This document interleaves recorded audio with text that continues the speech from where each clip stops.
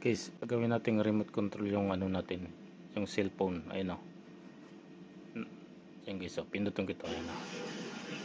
Pindutin ko ulit guys o. Ibabalik ko siya guys o. Diba? Gagawin natin siyang ano, remote ang cellphone natin na. Ayun o, nako-control natin dito guys. Tapos ipi-play natin guys o. Diba? Ayun o. Yung remote ko ngayon guys, yung cellphone, gamit yung Android TV guys. Ayun siya guys oh. Ganyan siya guys, gumana guys yung Android TV.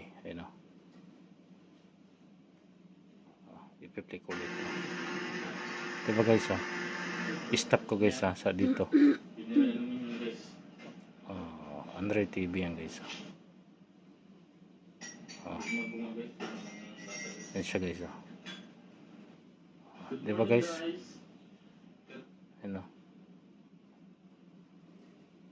Ganyan lang siya controlling guys ng Android TV. Pag Android TV guys, nako-control nyo dito sa cellphone. Tapos pinutong ko ito guys oh.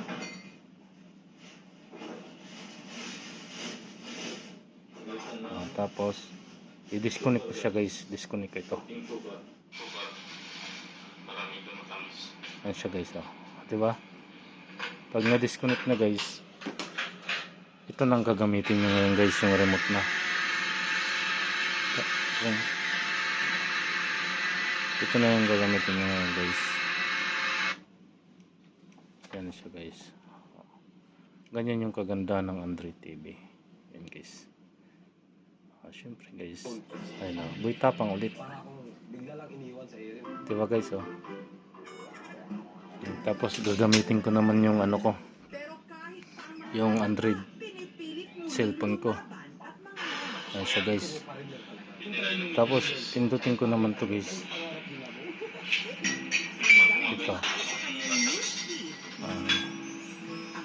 Ito guys.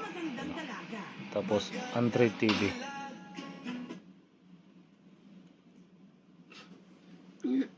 Android TV guys.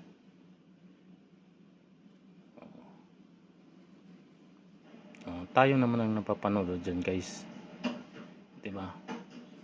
Ganyan yung kaganda ng Android TV. Ito guys. Pwede kang kontrolin ng cellphone Ang guys oh. Diba oh. Push ko. Tapos i-play ko. I-push ko tapos i-play oh. Tapos i-disconnect ko guys. Disconnect. Ayan, disconnect na guys. Tapos remote na naman ang gagamitin ko guys.